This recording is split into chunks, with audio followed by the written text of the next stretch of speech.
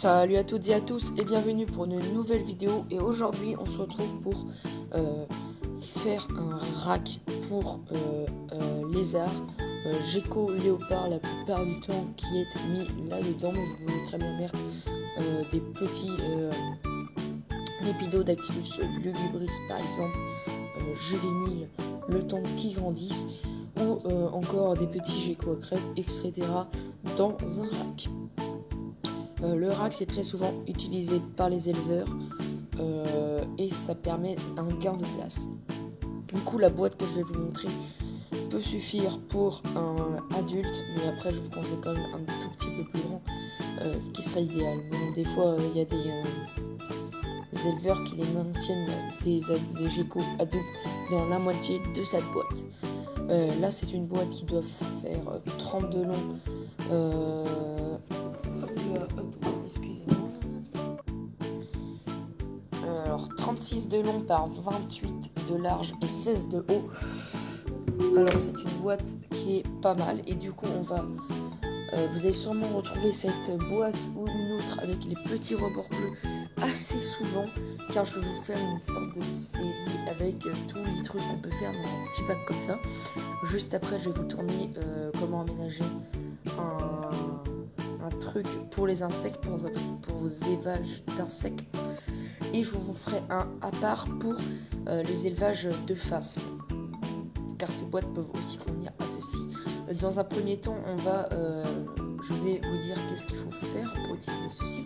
Déjà, je vais vous dire qu'est-ce qu'il faut utiliser. Du coup, on aura besoin de sopalin qui servira de substrat, même si vous pouvez très bien utiliser de la coco, de la fibre de coco si vous voulez, mais le sopalin c'est très facile à changer. On aura besoin de sphènes. Bon, ça c'est plutôt pour un aspect décoratif, même s'il faut minimiser la place dans un rack.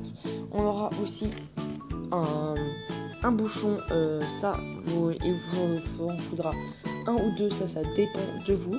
Un pour mettre le calcium et un pour mettre l'eau. Là ça va être pour mettre l'eau dedans.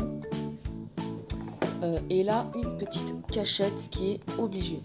Il faudra bien sûr un tapis chauffant là où vous mettrez vos racks. Bon, ça fait partie de l'installation que vous allez mettre, c'est juste la conception du rack. Nous allons tout d'abord commencer par percer des trous avec une petite aiguille tout le long. Là, faut percer tout le long ici pour faire des aérations à votre gecko léopard. Du coup, vous pouvez, pour ceux qui préfèrent, vous pouvez aussi en faire sur les côtés. Ou vous pouvez aussi en faire sur les côtés, mais moi je préconise sur le haut de la boîte, ici là. Petite technique, vous prenez une aiguille tout simple et vous pouvez très bien faire chauffer un petit peu l'aiguille, et quand vous allez aller sur le plastique, ça va fondre directement. Du coup c'est super pratique. On se retrouve pour faire ça dans un instant. Là on va se retrouver pour l'installation. Comment faire ce rack. Donc vous allez percer plein de petits trous. Je vais utiliser ceci. Alors là j'ai pas besoin de chauffer la lame. Vous faites comme ça. Vous tournez. C'est plus pratique quand c'est comme ceci. Je vais m'éloigner un petit peu pour que vous puissiez. Voilà, vous tournez. Vous en faites un tous les centimètres. Hop là, dit que ça atteint à l'intérieur. Vous en faites un d'autre. Bon, ça va permettre à votre gecko qu'il puisse respirer, qu'il puisse totalement respirer. Du coup, je finis ça et on se retrouve après. Donc voilà, là j'ai fait une rangée ici et une rangée là. Du coup c'est suffisant, vous pouvez très bien en faire une au milieu, ça serait encore mieux. Mais bon, vu que je vais pas utiliser ce rack personnellement, je vais pas faire plus de trous. Alors pour ceux qui voudraient trouver cette boîte, elle est en promotion à 3,99€ en ce moment. Du coup c'est vraiment une bonne bonne affaire pour ceux qui voudraient faire un rack. Alors, nous allons donc ouvrir cette boîte. Tac, nous allons placer notre boîte.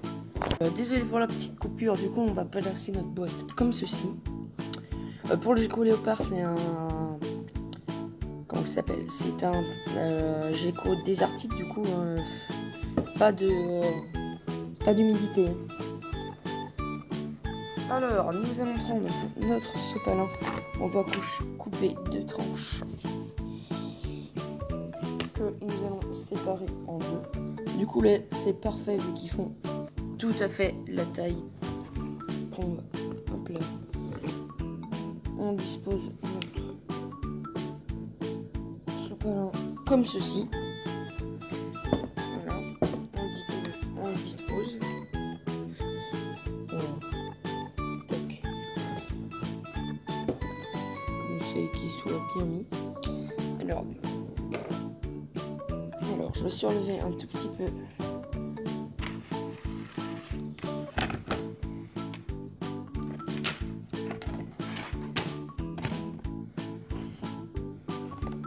C'est parce que l'épaisseur est très faible, on voit presque pas. Là. Comme ceci, nous allons placer. Et on va ensuite placer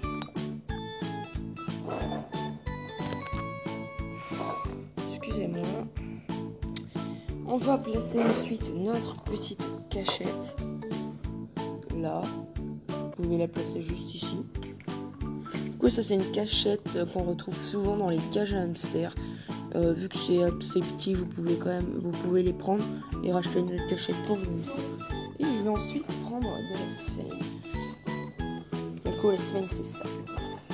Ça sert souvent et on peut la mettre là. Vous pouvez un peu l'humidifier parce que quand votre Gecko est en nu, ça peut lui servir. Nous allons ensuite prendre le bouchon. Après, le rack, il faut le présenter comme ça. Et vous pouvez disposer le bouchon comme ceci. Et le rack est parfait. Le tapis chauffant qui sera juste au-dessous.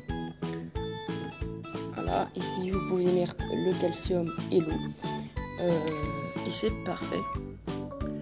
Et votre rack est parfait. Là, vous pouvez humidifier un petit peu votre sphène, ce qui va permettre à votre Gecko, s'il a envie, s'il est en train de faire sa mue, d'aller dessus. Et ça fait toujours un petit aspect décoratif. Et voilà. Je vous conseille les maisons carrées, les maisons carrées noires en rectangulaire où ça fera un étage supplémentaire où ça gagnera de l'espace. Du coup là c'est une boîte qui est parfaite car il faut minimiser l'espace dans un rack et là cette boîte est parfaite. Il n'y a pas besoin de mettre plus, n'essayez pas de mettre de la décoration car c'est pas le but du rack. Le rack c'est vraiment élever vos Gecko pour qu'ils aient un petit peu d'espace quand même et là ça passe clairement.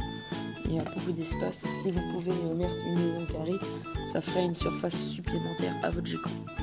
Voilà, cette vidéo sur le rack est terminée, sur le rack du Gecko est terminée. Moi je vous dis à la prochaine, ciao pour une nouvelle vidéo, à plus.